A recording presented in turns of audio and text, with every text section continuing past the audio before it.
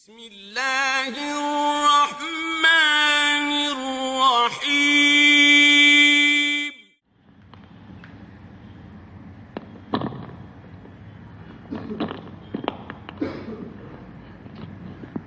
السلام علیکم ورحمۃ اللہ وبرکاتہ۔ بسم اللہ الرحمن الرحیم۔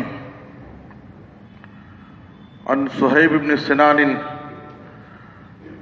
الرومی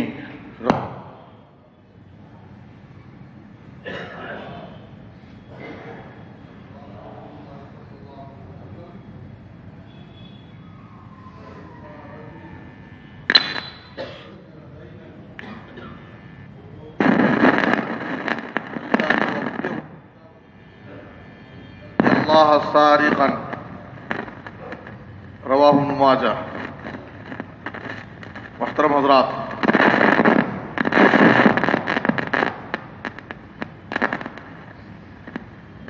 صحیح الجامع کی ایک حدیث آپ حضرات کے سامنے پیش کی گئی ہے۔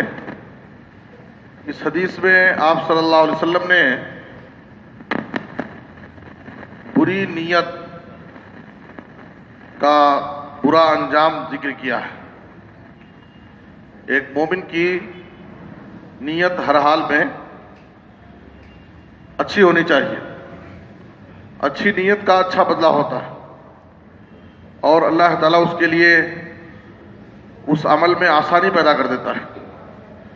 اس کے برخلاف اگر آدمی کی نیت بری ہو تو اللہ تعالیٰ اس کو اور مشقت میں ڈال دیتا ہے، اور اس کا انجام بھی برا ہوتا ہے۔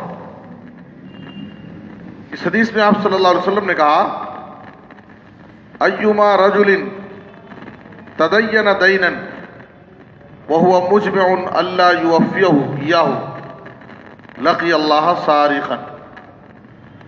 کوئی بھی آدمی کسی سے قرضہ لیتا ہے اور قرضہ لیتے وقت ہی اس کی نیت یہ ہوتی ہے کہ وہ اس کو ادا نہیں کرے گا،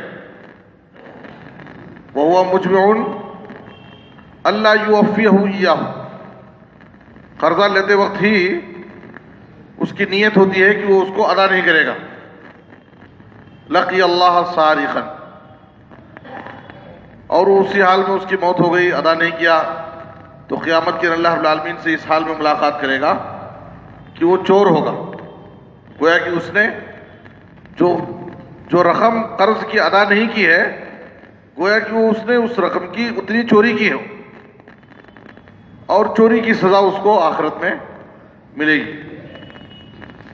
صحیح بخاری کی حدیث میں، اسی مفہوم کی ایک حدیث میں جس میں اچھی نیت اور بری نیت دونوں کا ذکر ہے، آپ صلی اللہ علیہ وسلم نے کہا، من اخذ اموال الناس یرید اداءها ادى اللہ عنہ، ومن اخذ یرید اتلافها اتلفه اللہ۔ جو شخص لوگوں کا مال اس نیت سے لیتا ہے، ادائیگی کی نیت سے لیتا ہے، اس کے دل میں لیتے وقت ہی اچھی نیت ہوتی ہے، دینے کی نیت ہوتی ہے، تو اللہ تعالیٰ اس کی طرف سے ادا کر دیتا ہے۔ یعنی اللہ تعالیٰ اس کے لیے ایسے اسباب، ایسے وسائل پیدا کر دیتا ہے کہ وہ اس کو بآسانی ادا کر لیتا ہے۔ لیکن اگر کوئی شخص کسی سے مال لیتا ہے اور لیتے وقت ہی اس کی نیت صحیح نہیں رہتی ہے، اس سامنے والے کو دھوکہ دینے کی نیت ہوتی ہے، اس کے مال کو برباد کرنے کی نیت ہوتی ہے، تو نبی صلی اللہ علیہ وسلم نے کہا اتلفہ اللہ، اللہ تعالیٰ اس شخص کو ہی برباد کر دیتا ہے۔ جو سامنے والے کو ڈبانے کی نیت سے، اس کو برباد کرنے کے لیے، اس کو دھوکہ دینے کی نیت سے لیتا ہے، تو اللہ تعالیٰ اس کی بری نیت کی وجہ سے اسی کو برباد کر دیتا ہے، اور یہ اس قرض کو ادا نہیں کر پاتا۔